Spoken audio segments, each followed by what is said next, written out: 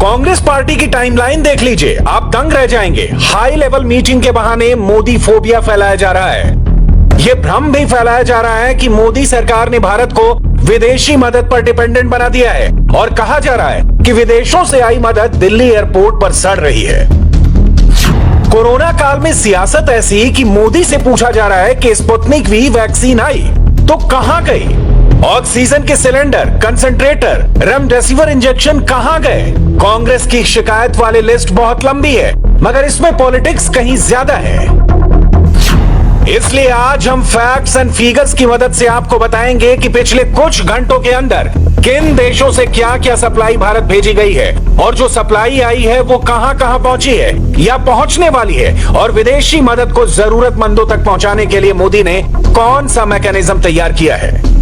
समंदर के रास्ते भारत को ऑक्सीजन की पहली डिलीवरी हुई है।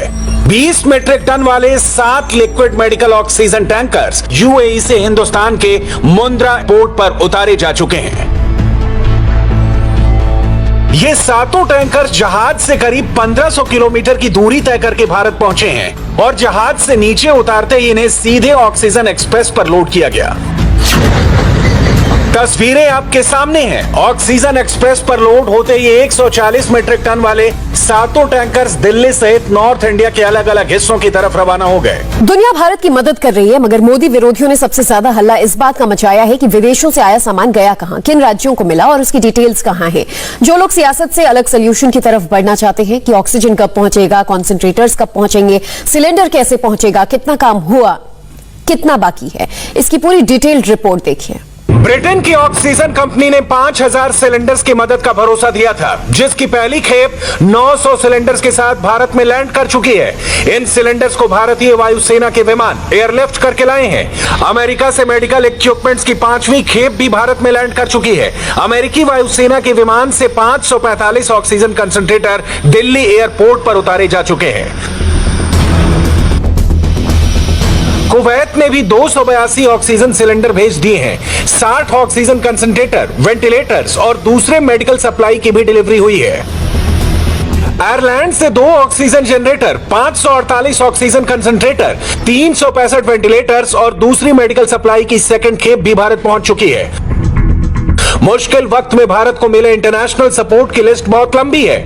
दुनिया के 16 देश 26 फ्लाइट से भारत को रिलीफ मटेरियल की सप्लाई कर चुके हैं। यूरोपियन यूनियन ने एडिशनल इमरजेंसी सपोर्ट पैकेज का ऐलान किया है। चेक रिपब्लिक 500 ऑक्सीजन सिलेंडर्स भेजेगा। Denmark 53 ventilators, Spain 119 oxygen concentrators और 145 ventilators, Netherlands 100 oxygen concentrators, remdesivir injection की 30,000 वॉयल्स, 449 वेंटिलेटर्स और जर्मनी 15,000 रेमडेसिविर इंजेक्शन, 516 वेंटिलेटर्स और 1 ऑक्सीजन जनरेटर भेजेगा। विदेशों से आ रही मदद की दिन रात रिपोर्टिंग की जा रही है। कौन सा सामान कहां से आ रहा है और कहां जा रहा है, एक एक तस्वीर पब्लिक डोमेन में है। एक एक इंफॉर्मेशन शेयर की जा रही है, सबकी डिटेल दी जा रही है।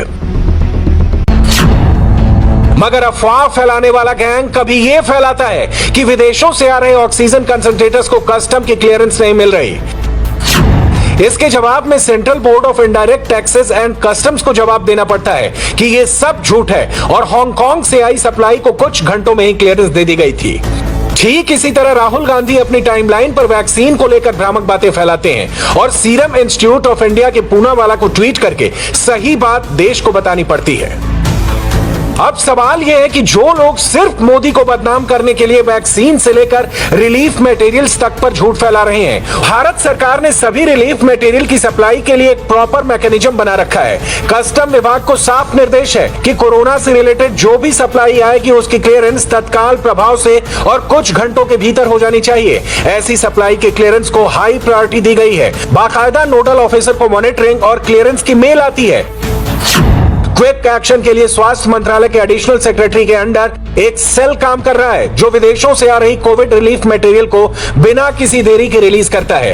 यह सेल 26 अप्रैल 2021 से ही एक्टिव है। विदेशों से आई मदद एक तरह का एडिशन है, क्योंकि भारत सरकार पहले से ही अलग अलग राज्यों को हर सुविधा मुहैया करा रही है और विदेशी मटेरियल्स को स्वास्थ्य मंत्रालय के सेल और नीति आयोग के जरिए पूरे कोऑर्डिनेशन के साथ बांटा जा रहा है। अब जो लोग ये सवाल उठा रहे हैं कि अगर ये सप्लाई हो रही है तो फिर ये जा कहां रही है, अब इसका जवाब देखिए। हेल्थ मिनिस्ट्री के स्टैंडर्ड ऑपरेटिंग प्रोसीजर के तहत विदेशों से आए एड संख्या में लिमिटेड हैं, इसलिए इक्विपमेंट से लेकर मेडिसिन तक उनके सही इस्तेमाल के लिए सबसे पहले उन राज्यों को चुना गया जहां कोरोना के हालात बेकाबू हैं। इसके तहत अलग अलग कैटेगरी के 24 आइटम्स को, जिनकी संख्या करीब 40 लाख है, उन्हें अलग अलग राज्यों के 86 इंस्टीट्यूशंस में डिस्ट्रीब्यूट किया गया। इनमें एक बड़ी संख्या BPAP मशीन्स की है, oxygen concentrator, oxygen cylinders, PSA, oxygen plants और पल्स ऑक्सीमीटर की थी। साथ ही साथ remdesivir injection, PPE kits, N95 mask और सर्जिकल गाउन्स भी भेजे गए।